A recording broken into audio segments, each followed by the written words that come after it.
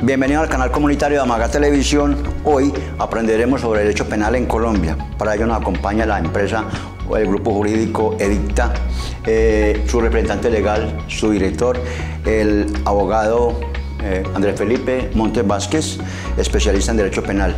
Tema bastante importante que hoy abordaremos desde el canal comunitario y compartiremos con nuestra red de canales del suroeste antioqueño y el oriente de nuestro departamento, y es los delitos y las contravenciones que se dan en el entorno familiar.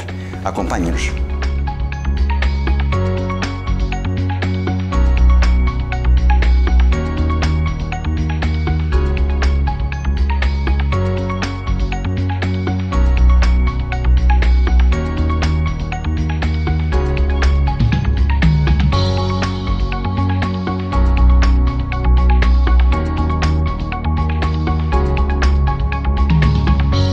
Los delitos, las contravenciones y la violencia al interior de los hogares en Colombia y diríamos que en el mundo, el tema que nos convoca en el día de hoy, y para ello tenemos una persona especialista en derecho penal, el doctor Andrés Felipe Montes Vázquez, quien estará compartiendo con nuestros televidentes algunos temas fundamentales derivados de esta práctica que es muy común en Colombia. Y bienvenido, doctor Andrés Felipe, al canal comunitario Amaga Televisión, a la red de canales del suroeste antioqueño, al oriente de nuestro departamento que nos retransmiten. Gracias por aceptar la invitación, por estar aquí con nosotros compartiendo su conocimiento con nuestros televidentes. Muchas gracias por la invitación y un saludo muy especial a toda la teleaudiencia, y en especial a ustedes por permitirme el día de hoy participar de este programa y poder compartir de las experiencias de la academia y todo lo que representa el derecho penal en nuestra sociedad.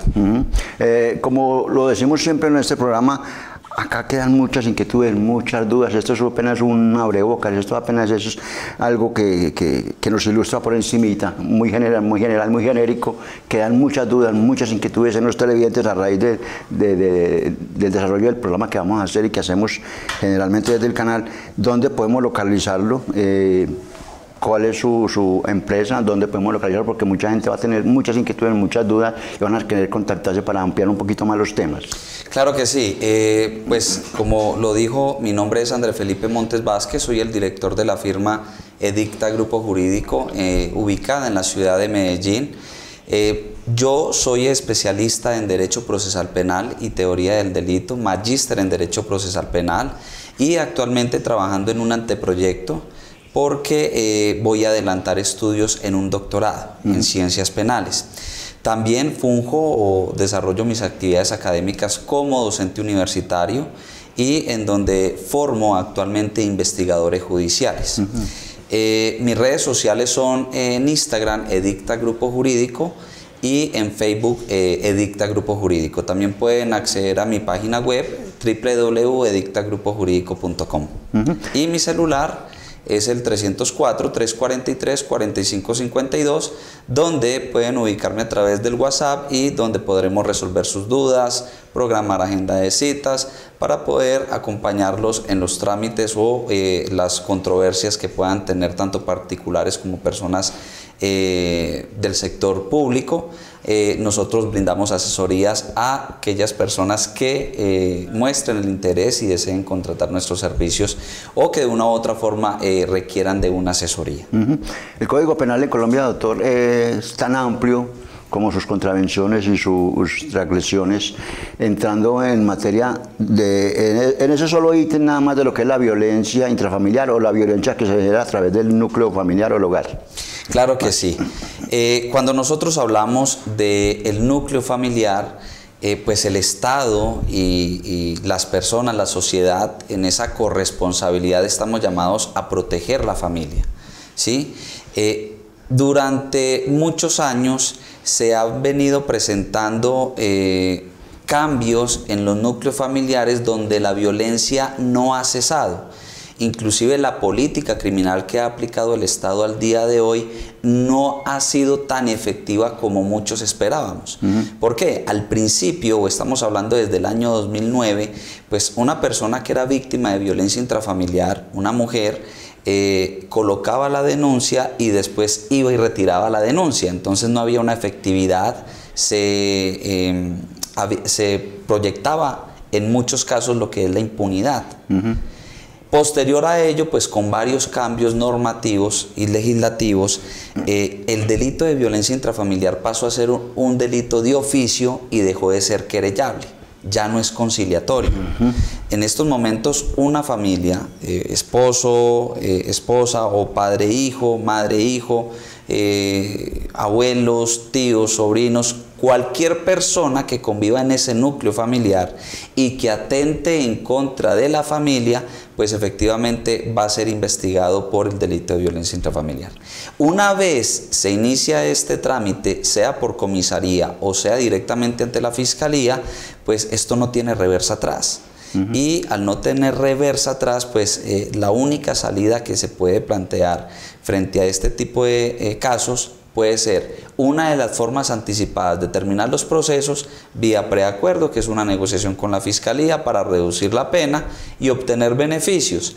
El otro es un principio de oportunidad donde la fiscalía puede renunciar o suspender la persecución penal o puede verse en un juicio donde el juez podrá declarar o no la responsabilidad si esas lesiones o ese bien jurídico tutelado que vulneró, que es la familia, soslayó confortablemente esos intereses.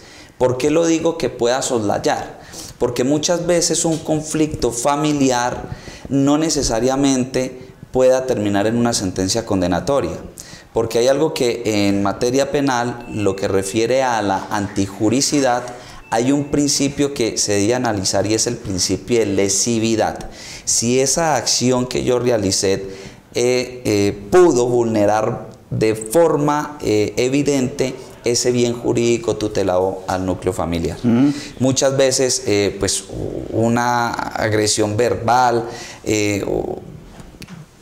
una discusión de pareja debe analizarse si eso puede llegar a trascender al ámbito penal y en qué términos pudieron haber ocurrido los hechos. En ese tema era donde yo quería profundizar un poquito, porque entendemos como violencia no solamente la agresión física, sino también verbal o psicológica. Claro. La violencia intrafamiliar radica frente a dos componentes. El primero es que sea física o psicológica. Desde la parte física, cuando hay agresiones físicas, hay lesiones.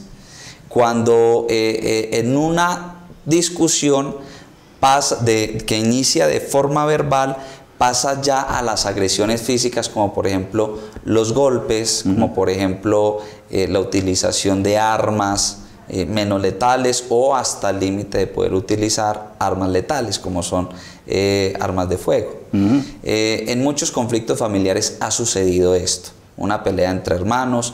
Uno de los conflictos que se pueden presentar dentro de una familia es cuando hay discusiones sobre un patrimonio, como por ejemplo falleció mi padre y entonces yo me creo con mejor derecho, y créanme que las sucesiones es donde se quebranta en la mayoría de los casos la familia. Siempre se va a quebrantar esa unión familiar o esa relación familiar.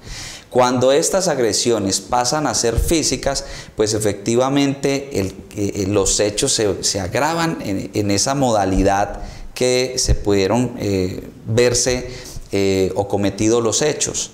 Es muy diferente cuando la agresión puede ser verbal, como por ejemplo una discusión de pareja: no, es que no quiero que me moleste más, o váyase, pues me voy de la casa, usted no sirve para nada. Sí. Hay que mirar de qué forma ese tipo de palabras, o que inclusive pueden ser hasta soeces, pueden ya pasar al ámbito de insultarse en términos de los que conocemos. Hay que determinar si esa violencia psicológica ha sido recurrente y reiterada en el tiempo. ¿Por qué? Porque si solo fue una vez, pues hasta dónde podemos llegar a aplicar el derecho penal frente a ese hecho. Muy diferente es cuando la violencia psicológica es reiterada en el tiempo. No, es que él toda la vida es el que ha trabajado y ha llevado la comida, entonces como es el que trabaja y lleva la comida, entonces yo tengo que hacer lo que él diga. No, es que mi esposo no me deja salir a la calle porque yo tengo que hacer los quehaceres de la casa. No, es que mi pareja no me deja estudiar porque yo tengo que atender los quehaceres de la casa. No, no, no. Eso no está permitido porque ahí sí hay una vulneración de manera psicológica a esa persona que quiere desarrollar actividades como educativas o inclusive actividades laborales para aportar a la familia, pero que esa persona no lo permite.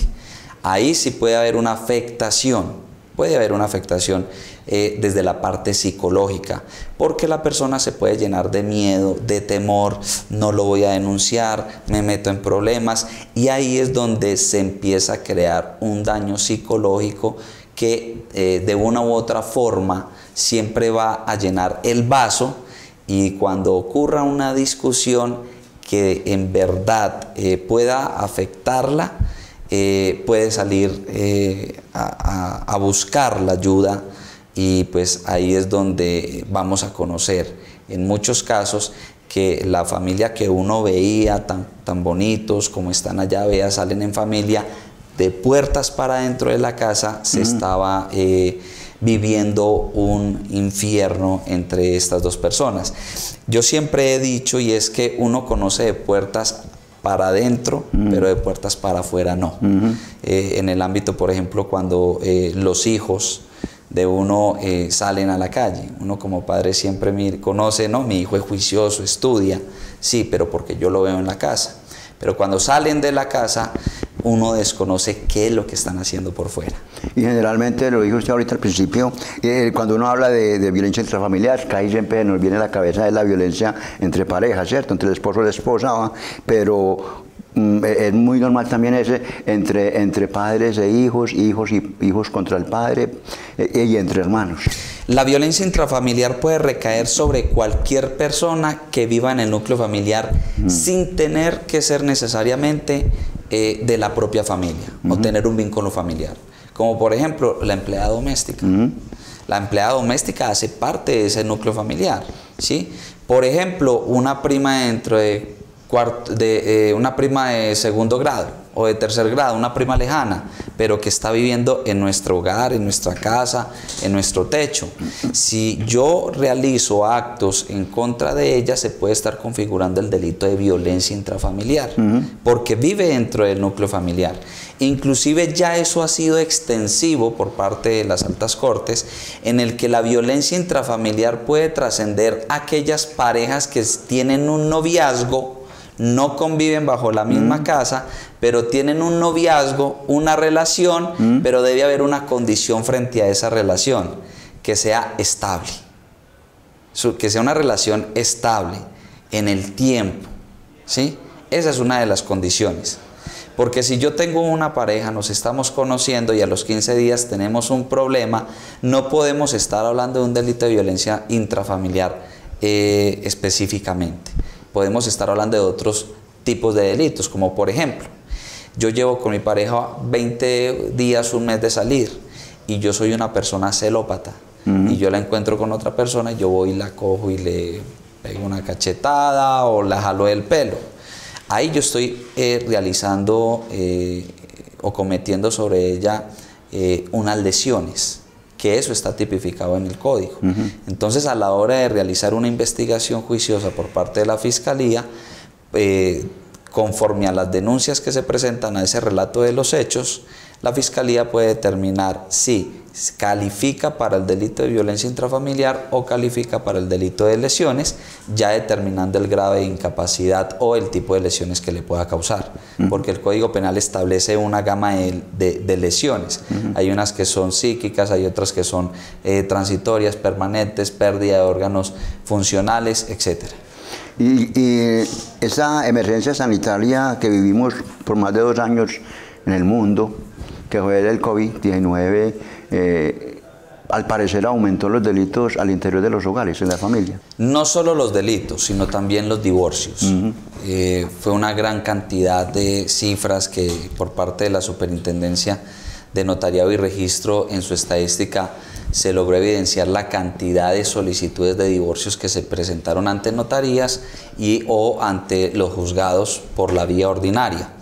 Pero dentro de el ámbito de la familia o de ese núcleo familiar, el único delito que coexiste no es solo la violencia intrafamiliar, coexisten otros tipos de delitos que se presentan dentro de la unidad familiar, como lo son los delitos sexuales.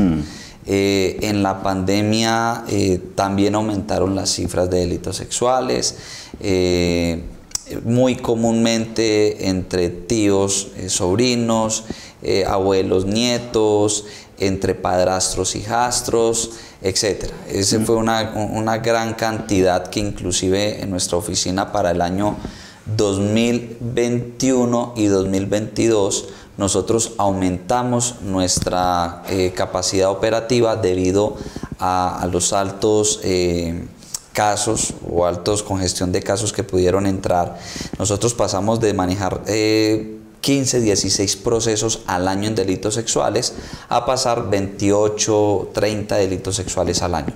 Entonces sí hubo un aumento frente a ello. Sin desconocer, doctor, que eso se da en todos los ámbitos, en todos los estratos socioeconómicos del país, pero generalmente se ocurre mucho más o con mucha más frecuencia en los estratos más bajos, 1, 2, 3 de la población, que generalmente lo que hacen es recurrir a la instancia del Estado, que es la gratis, que es las comisarías de familia, que hasta hace poquito son entidades que tenían muy pocos dientes para poder apoyar y seguir los procesos. Hace poco, en el 2021, creo, la ley 2126, si no estoy mal, obligó a los municipios y a las entidades territoriales a fortalecer las comisarías de familia con personal de planta, de un equipo interdisciplinario que apoyara con psicólogos, trabajadores sociales y abogados esos procesos. Pero sin embargo sigue siendo, como usted lo dice, unas oficinas querellantes donde tratan de que se concilie, pero a veces la conciliación es peor. Lo que pasa es que en delitos sexuales no se puede conciliar y es algo muy complejo. Actualmente hay que valorar algo sobre el tema de las comisarías, porque las comisarías se convirtieron en un apoyo muy importante para aquellas personas que son víctimas de abuso sexual, no solo de personas adultas, sino también de menores, niños, niñas y adolescentes. Los hospitales, las instituciones públicas están encaminadas en esa articulación para atender este tipo de casos. Los colegios, la parte psicológica o el área psicológica de los colegios, donde los menores en la mayoría de los casos hacen esas alertas, hacen esas manifestaciones, donde cuentan estos hechos de los cuales han vivido a través de esos abusos. Puede ser por parte de un pariente, puede ser por parte de un vecino, puede ser por parte de un profesor, puede ser por parte de alguien cercano o alguien que inclusive nunca ha visto, pero que se encontró en un momento inesperado y que pudo haber sufrido de esos vejámenes. Cuando estas personas hacen ese tipo de manifestaciones, sea en el colegio, sea a un familiar, lo que se debe poner es en alerta a las autoridades, ¿sí? Sea en un hospital, o sea en la comisaría, o sea en la misma institución educativa. Si hablamos de que el menor o el niño, niña, adolescente estudia, se debe activar el código fucsia. Una vez se activa el código fucsia, la comisaría inmediatamente entra a actuar para restablecer los derechos de ese niño, niña o adolescente. Posterior a ello, se envía a medicina legal para que se puedan realizar todas las valoraciones psicológicas y las valoraciones físicas en torno a lo que se puede hallar en el cuerpo de la menor o del menor. Hay que dejar algo muy claro antes de continuar con la explicación del procedimiento, y es que los delitos sexuales pueden ser de dos clases. La primera, lo que son actos sexuales o lo que son accesos carnales. ¿Listo? Los actos sexuales se configuran a través de tocamientos, besos y caricias. Y en estos casos o en estos eventos es muy difícil dejar rastro o evidencia en el cuerpo de la menor. ¿Correcto? Cuando nosotros hablamos de acceso carnal, ya hay una serie de accesos. Puede ser un acceso carnal violento, puede ser un acceso en persona puesta en incapacidad de resistir, y en este tipo de eventos ya hay una penetración. Esta penetración puede ser anal, oral o vía por la vagina. Allí es donde más fácil, a través de los médicos legistas, se pueden hallar rastros de líquidos o fluidos y establecer esas evidencias que se pueden encontrar en los genitales de esa persona. Con base en ello, pues la Fiscalía ya puede adelantar un acto investigativo muy fortalecido y en apoyo con los psicólogos que puedan brindar por parte de la comisaría, los trabajadores sociales, a través de esas valoraciones psicológicas del daño, y en especial porque la Fiscalía, a través de la entrevista forense que se realiza ya sea con un investigador de la Fiscalía o con un psicólogo de la Fiscalía, cumpliéndose los parámetros que elige la ley, de que esta entrevista debe ser espontánea, fluida, no se le pueden hacer preguntas capciosas o inducirle las respuestas a la menor, sino que la menor debe dar una versión libre y espontánea a través de ese protocolo SATAC o a través del protocolo NICH, cualquiera de los que se aplique por parte del profesional. Son protocolos en los cuales nos sirve o le sirve al profesional extraer ese relato de lo que vivió producto de ese hecho que vivió. Sí, con base en esa entrevista, que además debe ser grabada en video, la Fiscalía ya puede continuar con esos actos investigativos a fin de establecer quién es el autor o partícipe de esa conducta, quién fue el que realizó esos actos frente al niño, niña o adolescente. Y esa contravención o ese delito, esa conducta no prescribe, porque aquí tenemos casos, o he visto casos donde dicen, ves, detuvieron a fulanito por abuso o por abuso sexual, ¿cierto?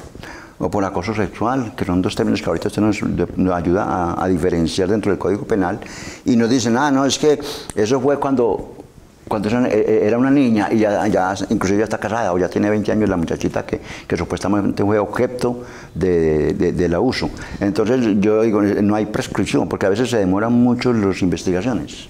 No hay prescripción.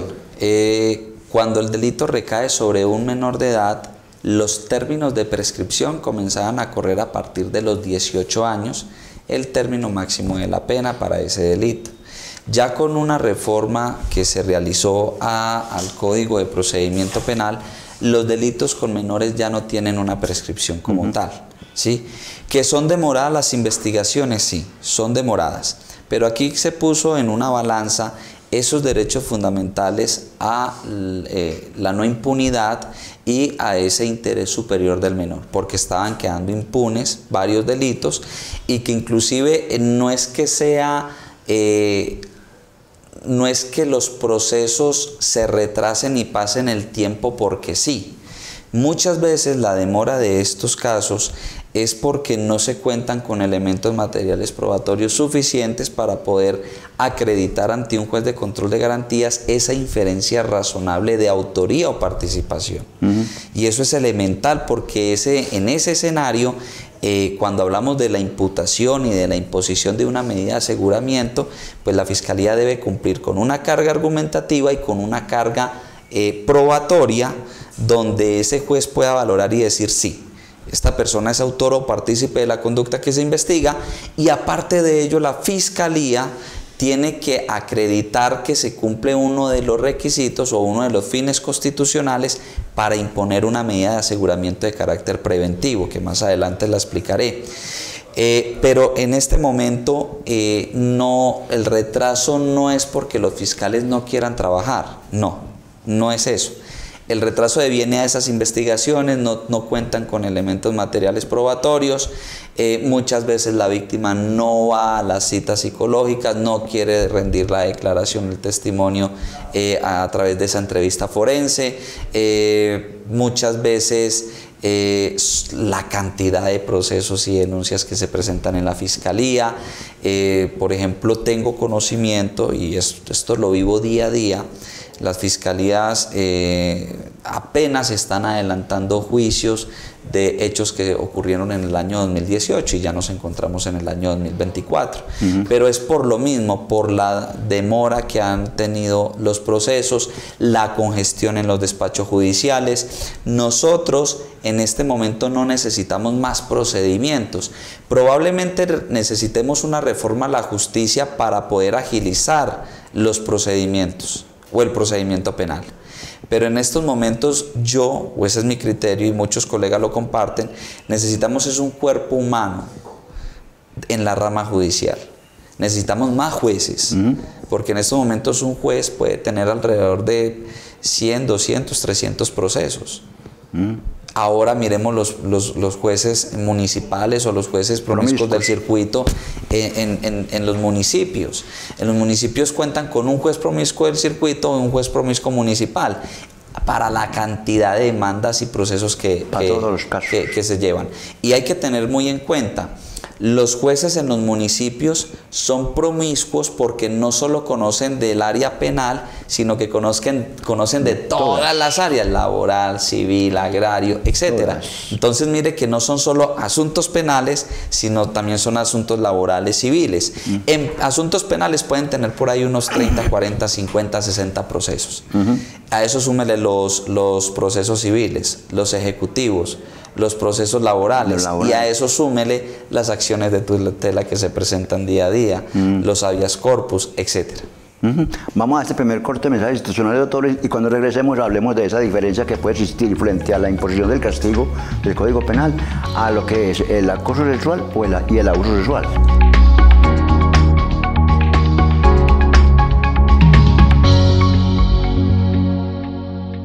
En Amagá Televisión te damos más. Ahora tienes más velocidad de navegación por el mismo valor. Hemos aumentado la capacidad de cada uno de nuestros planes en premio a la fidelidad de nuestros clientes. Acércate a nuestras oficinas y conoce cada uno de nuestros planes. Planes creados a la medida de tu necesidad. Amagá Televisión. Internet por fibra óptica. Soporte técnico oportuno. Visítanos. Estamos en la calle 51, número 5214, apartamento 204. Comunícate con nosotros. 604-200-4200. Línea celular y WhatsApp 321-774-4913. En este territorio hay algo que nos hace únicos. Ese algo especial que nos impulsa a crecer, a crear y a contar historias a través del lente. En Amagá Televisión somos mucho más que un canal. Somos una comunidad que florece, motivada por la pasión de crear producciones propias, por mostrar al mundo nuestra visión única. Aquí nos vemos todos, porque sabemos que juntos podemos llegar más lejos. Sumérgete en nuestras historias y sé parte de la magia que solo encontrarás en Amagá Televisión. Amagá Televisión, el canal donde nos vemos todos.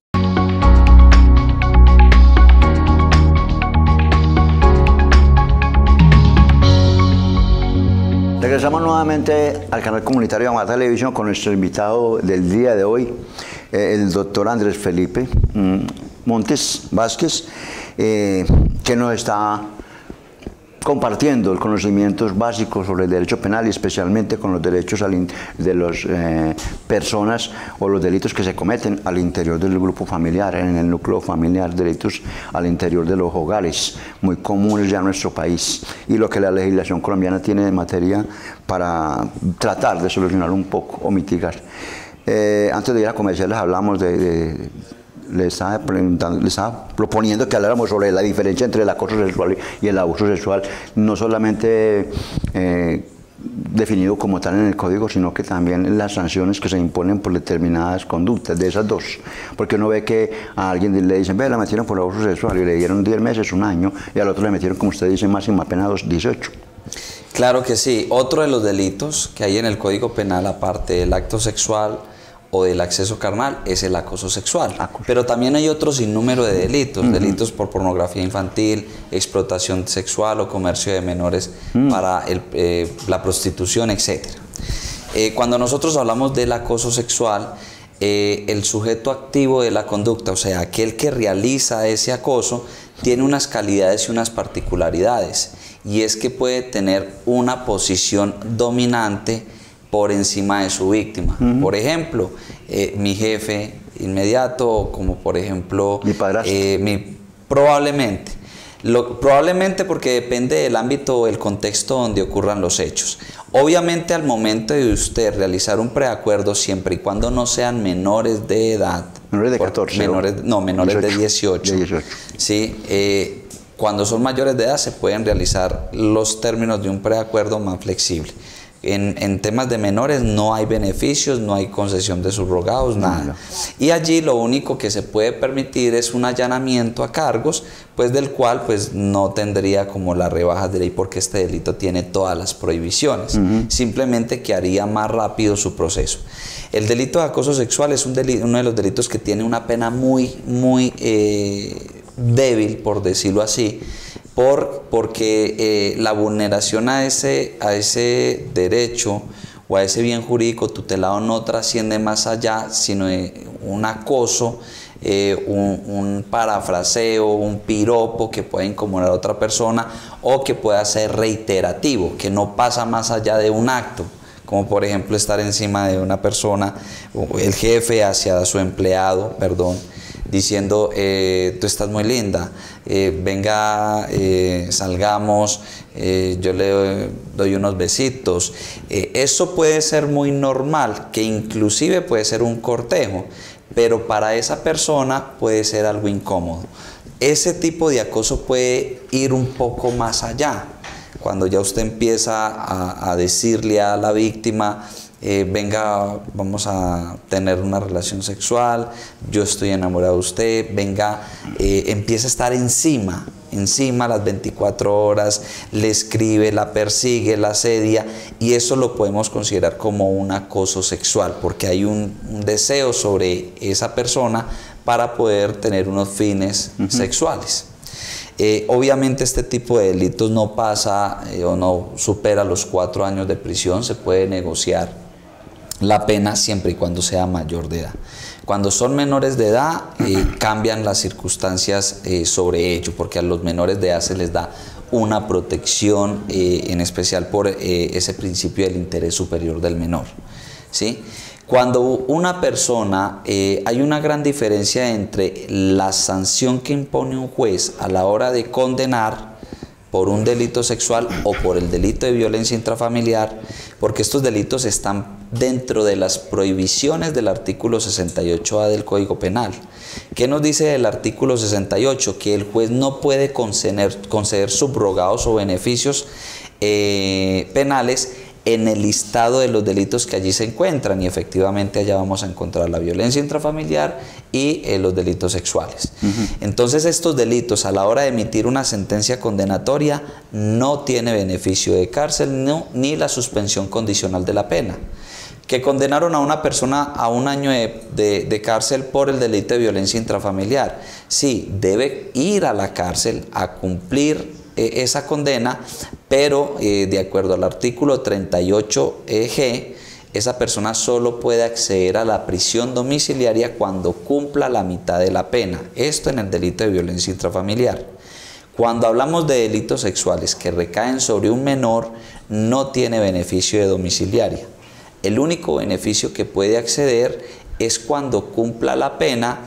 Y obviamente si a él lo condenan a 9 años, a 12 años, a 14 años, ellos sí tienen, o estas personas sí tienen un derecho que no lo puede desmeritar nadie, y la ley lo protege.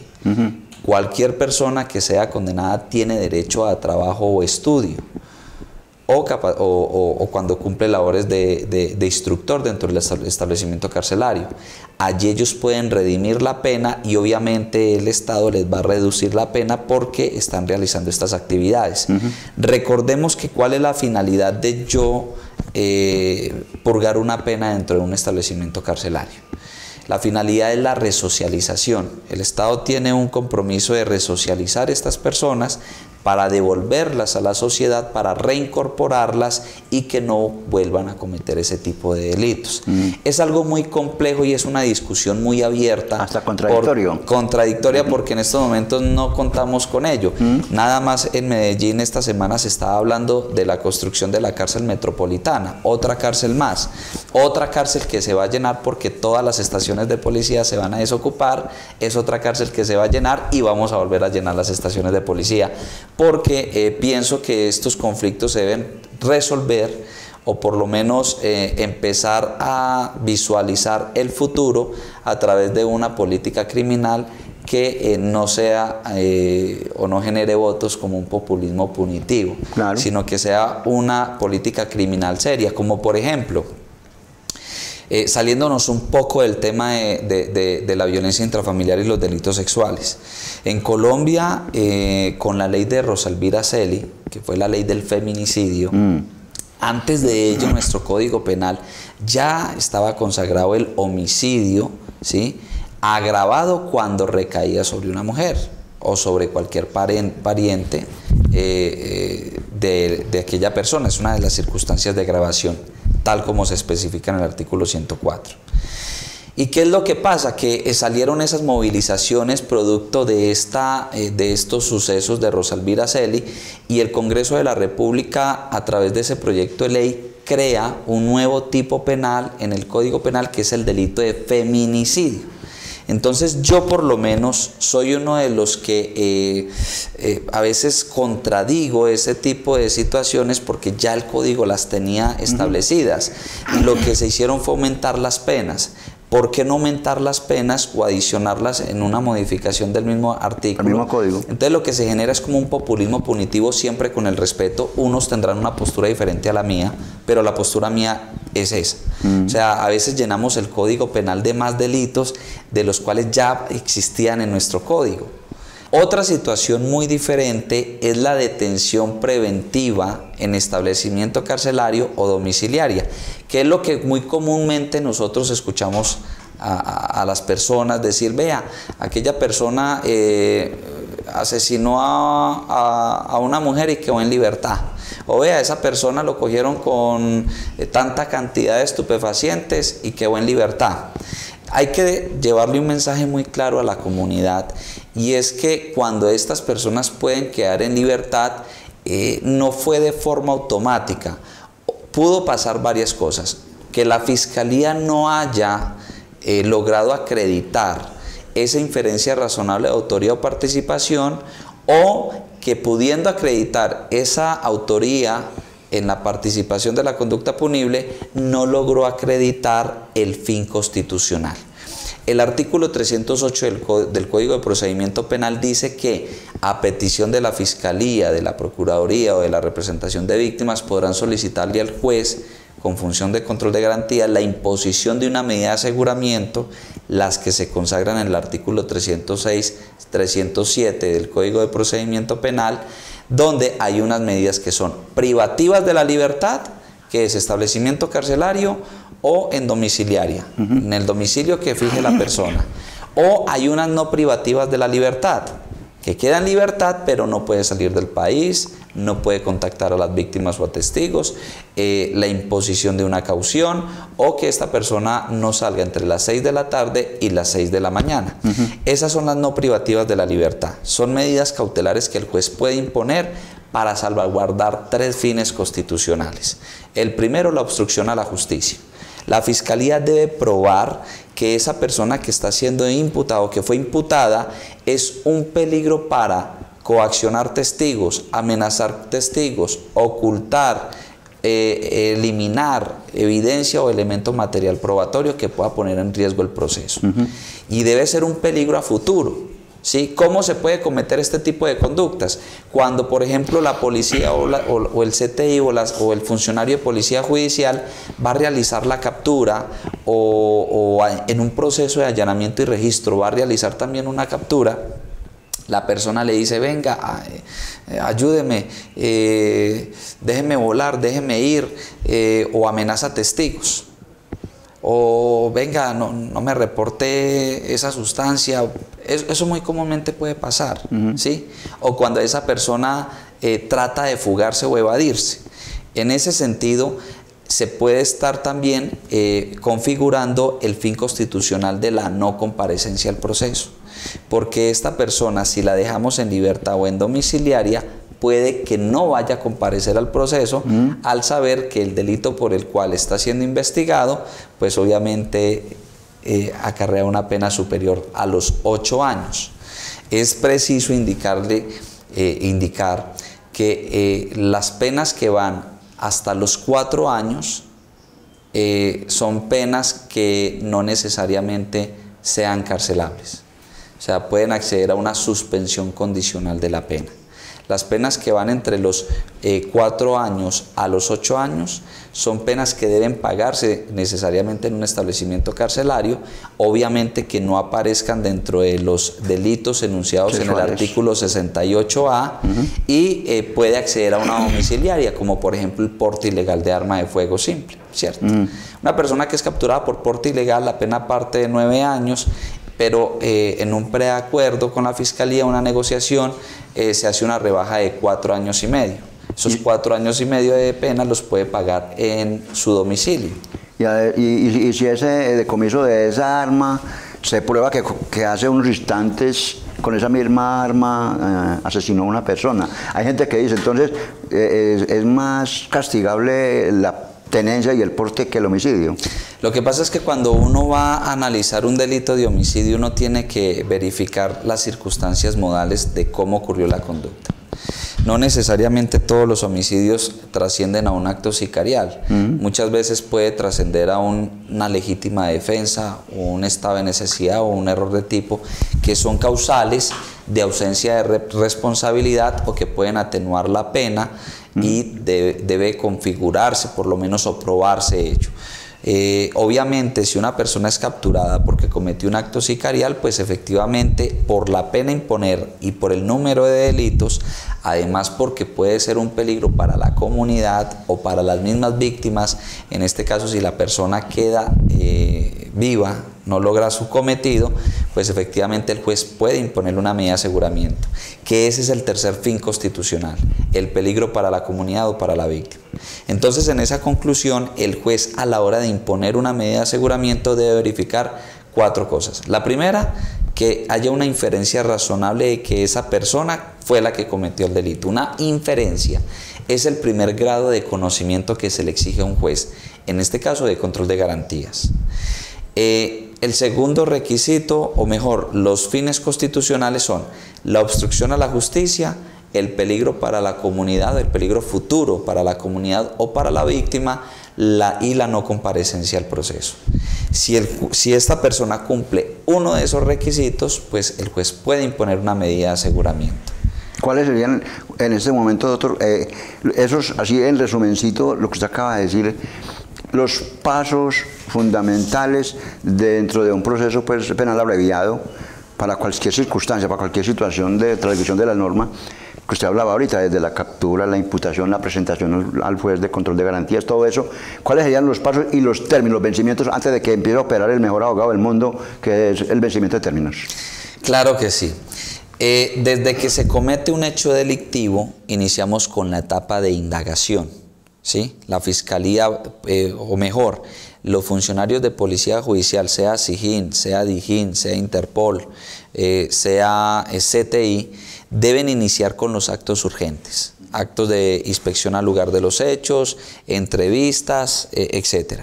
Una vez se recopile información, si es información técnica o es elementos materiales probatorios que deban someterse a un análisis, deben ser enviados al laboratorio con la respectiva cadena de custodia, que es hallar, embalar, rotular y almacenar o enviar al laboratorio. Y eso se pone en conocimiento del fiscal. Una vez el fiscal recibe el proceso, el fiscal puede emitir ciertas órdenes o misiones de trabajo investigativas a los funcionarios de Policía Judicial con el fin de poder identificar e individualizar a la persona o las personas que cometieron esos hechos delictuales. Una vez se tenga toda esta información, la Fiscalía puede solicitar ante un juez de control de garantías una orden de captura. Esa orden de captura no es una audiencia reservada, no se vería bien tener a la defensa en esa audiencia porque obviamente puede poner en alerta, vea, le van a pedir una orden de captura. Lo hace directamente la Fiscalía porque muchas veces los clientes dicen, vea, pero es que pidí una orden de captura y no me citaron para la orden de captura. No, eso es una audiencia reservada, ¿sí? La Fiscalía, una vez obtiene esa orden de captura, puede emitir una orden de registro de allanamiento siempre y cuando tenga ubicada a esa persona y que esta persona se encuentre dentro de un domicilio y que no sea fácil su captura en lugares públicos. Entonces, si esa persona se encuentra escondida en una vivienda, pues efectivamente va a emitir una orden de registro de allanamiento, se realiza el operativo, va y se captura a esta persona. Esta persona tiene unos derechos fundamentales, el cual si son soslayados, se puede ver inmerso por parte de un análisis del juez y obviamente de los argumentos que presente la defensa, otorgarle una libertad, ¿sí? Por ejemplo, en este caso podemos hablar del delito de un acceso carnal, ¿sí? La Fiscalía ya recogió la evidencia, esa persona está escondida, puede ir a solicitar una orden de captura, le hace el allanamiento y registro, recoge evidencia que le pueda servir si es que la requiere la Fiscalía, y a esta persona se le deben respetar los derechos de, primero, comunicarle quién fue la autoridad que emitió la orden de captura, ¿sí? La orden de captura debe estar vigente, comunicarle cuáles son los hechos por los cuales se investiga y el delito.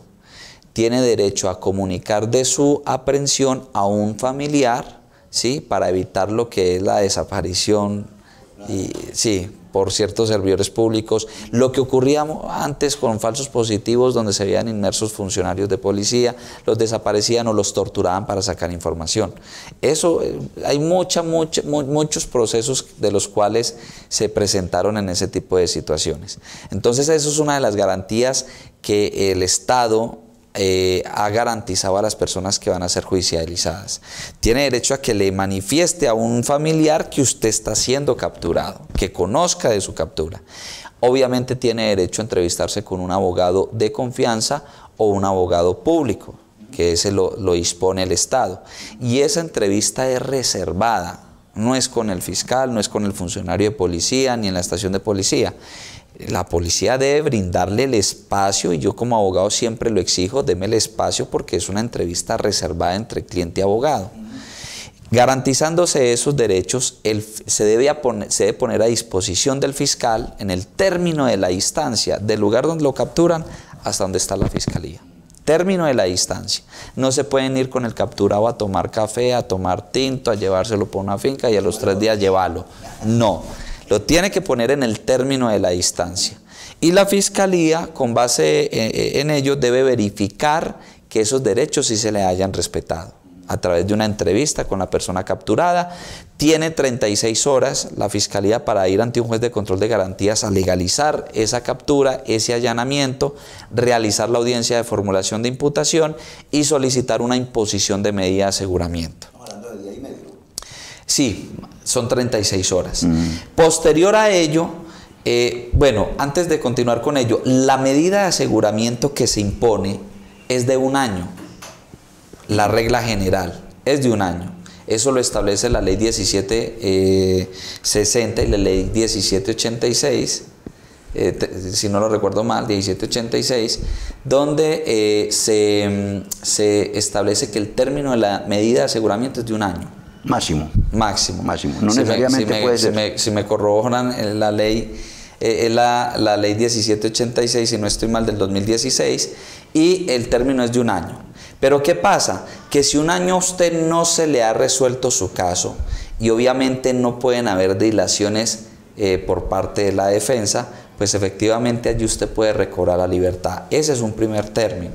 Los otros términos los establece el artículo 317, que es entre cada etapa del proceso. ¿Eso es el habeas corpus o es la prescripción por vencimiento? Vencimiento de términos. El habeas corpus es cuando una persona está privada de la libertad ilegalmente, como por ejemplo, a mí me dieron libertad por vencimiento de términos, pero los policías no me han dejado ir. Ahí puedo colocar un habeas corpus. ¿O he superado las 36 horas y no me han imputado ningún delito? Claro, por supuesto. También o que no lo han colocado a disposición de un juez de control de garantías. Se aplica el habeas corpus o esperemos que lo presenten pasadas las 36 horas y ahí se solicita la ilegalidad del procedimiento. Se cae. Sí. Entonces, terminadas las audiencias preliminares, allanamiento y registro, legalización de captura, imputación e imposición de medida de aseguramiento, ¿qué es lo que pasa?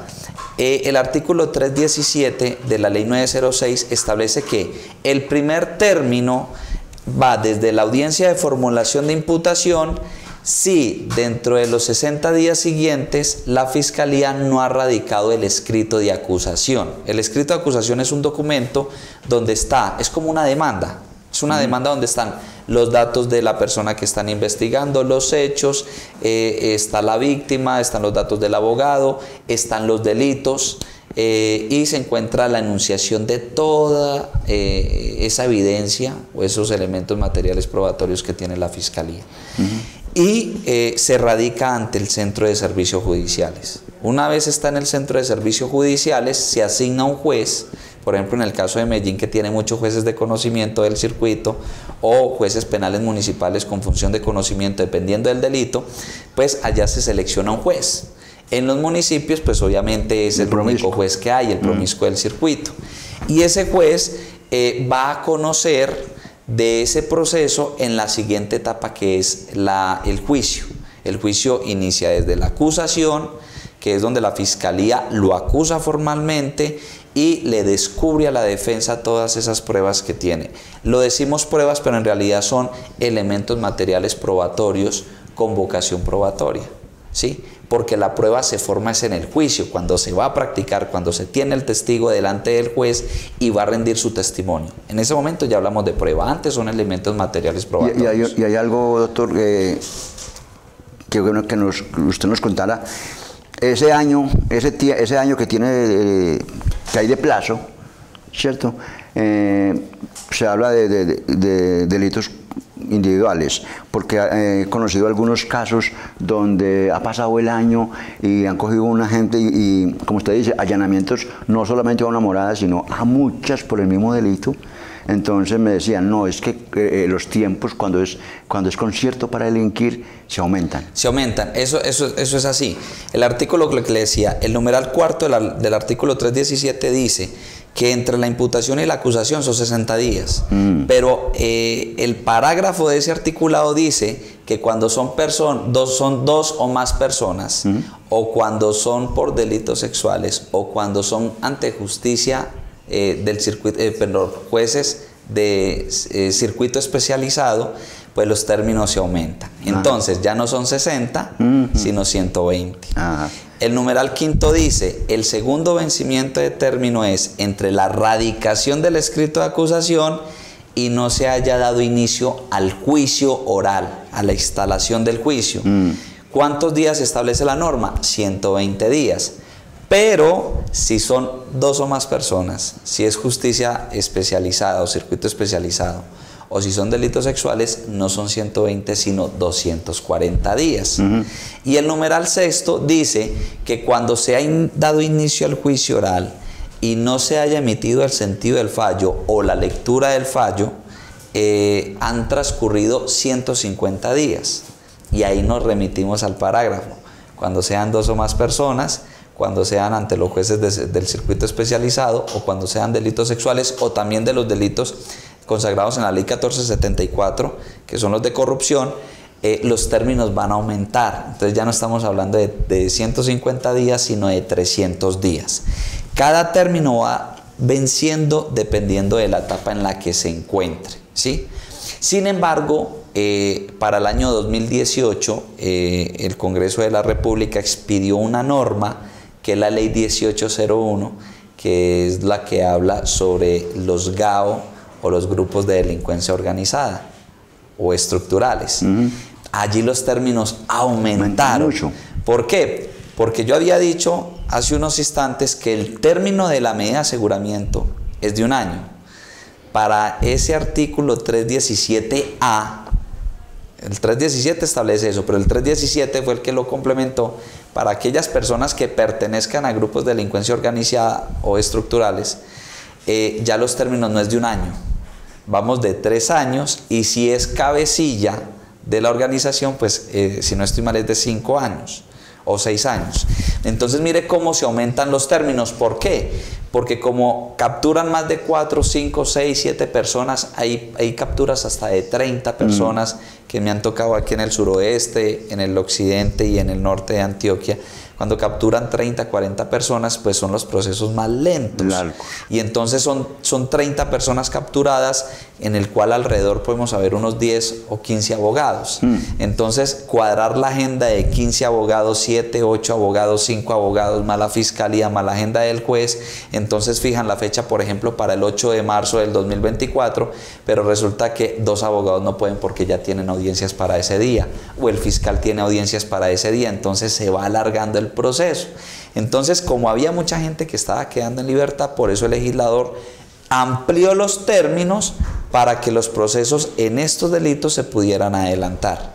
Nada más, pues nótese, mire el caso de connotados, el caso del hermano del expresidente Álvaro Uribe, Santiago Uribe. Por ejemplo, el caso de Jonier Leal, que ya se solicitó también la libertad por vencimiento de términos. Muchos de estos procesos... ¿Y Arturo Char? Claro. Muchos de estos procesos que no logran adelantarse, pues efectivamente van a salir por un vencimiento de términos. Y hay muy buenos defensores que también les da malestar estomacal el día de la audiencia y aplazan. Entonces, es bueno hablar de esos aplazamientos de vencimiento de términos. Pues esos son actos dilatorios. Claro. Que el juez no puede otorgar si son actos dilatorios. Hay una situación, por lo menos yo soy de ese criterio. Cuando la defensa tiene actos investigativos, si la fiscalía demoró 2 o 3 años para investigar, ¿por qué la defensa tiene que hacerlo en 2 o 3 meses? Muchas veces la prueba, la defensa es difícil conseguirla, muchas veces porque los testigos, uno como abogado llega y se acerca, venga, necesito que me dé una entrevista, no.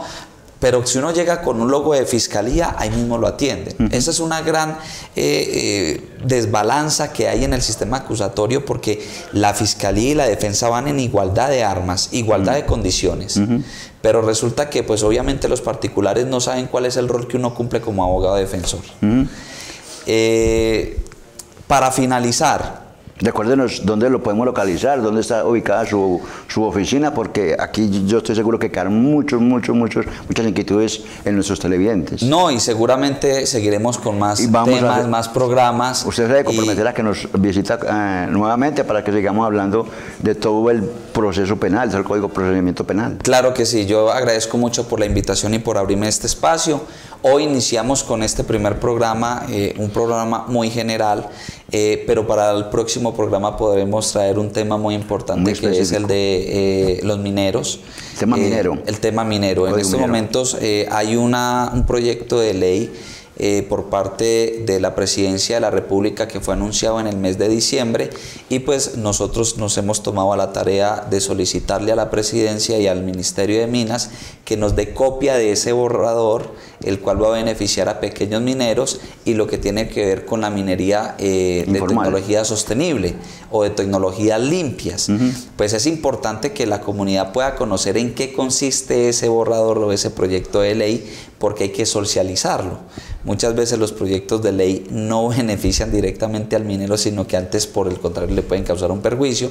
Y qué importante e interesante poder realizar nosotros un estudio sobre ese proyecto de ley y comunicárselo a todas aquellas personas que se desempeñan en esta actividad.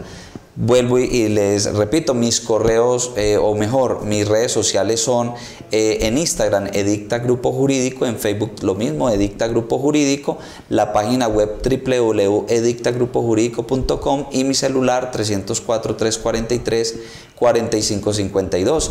Por último, ya para finalizar, la firma a la que yo represento y dirijo cuenta con un grupo interdisciplinario de abogados, no solo en materia penal, sino en materia civil, laboral, seguridad social, derecho minero, ambiental. Contamos con peritos en medicina legal, en psicología y neuropsicología, psiquiatría, ingenieros civiles, arquitectos, para cada asunto que se pueda presentar. Y asimismo contamos con investigadores calificados que han sido de mucho apoyo, no solo en la parte penal, sino en todas las áreas que manejamos en la firma, porque efectivamente son quienes nos apoyan en estos procesos para temas civiles, administrativos, penales, laborales, etc. Cualquier inquietud, cualquier asesoría que requieran, pues nuestro teléfono o nuestra línea celular de WhatsApp está disponible para toda la comunidad. Muchas gracias por la invitación y espero poder compartir en una próxima oportunidad. Claro que sí, ya nos comprometemos de una vez para que tengamos el tema de legislación minera en Colombia, y con ese nuevo proyecto que se tiene, que apenas es un borrador, pero que bueno irlo compartiendo y haciendo el comparativo entre los dos, entre lo que tenemos y lo que se podría tener. Agradeciendo nuevamente a ustedes, a su equipo de trabajo que nos acompañó hoy, y a nuestros televidentes. Hasta una próxima oportunidad.